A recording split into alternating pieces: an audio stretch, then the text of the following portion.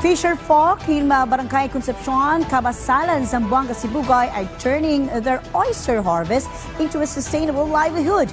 With support from the Department of Science and Technology, or DOST, they are now processing oysters into oyster sauce, opening new income opportunities. Jocelyn Alvarez of Philippine Information Agency, Zamboanga, Sibugay, tells us more.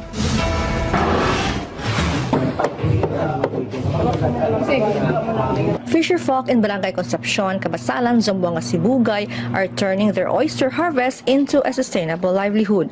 With support from the Department of Science and Technology, they are now processing oysters into oyster sauce, opening new income opportunities. The oyster farm in Barangay Concepcion, Cabasalan was established through DOST funding, but fisher folk here are now taking a step further, turning oysters into a valuable product, oyster sauce.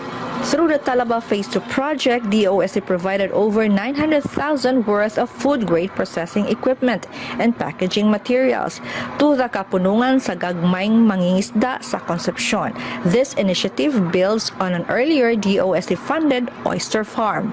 To equip fisher folk with proper skills, DOST in partnership with the LGU Cabasalan and the DOST Industrial Technology Development Institute conducted hands-on training on oyster sauce production. A gender and development orientation was also conducted to promote equal opportunities in seafood processing.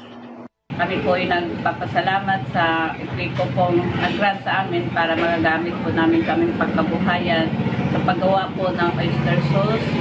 Kami po sa PGMC, Women's Initiative for Sustainable Household, nagpapasalamat po kami sa Department of Science and Technology na kami po ay matulungan para po makamit yung mga gusto namin kaputin na pagkabuhayan para po sa aming mga kababaihan.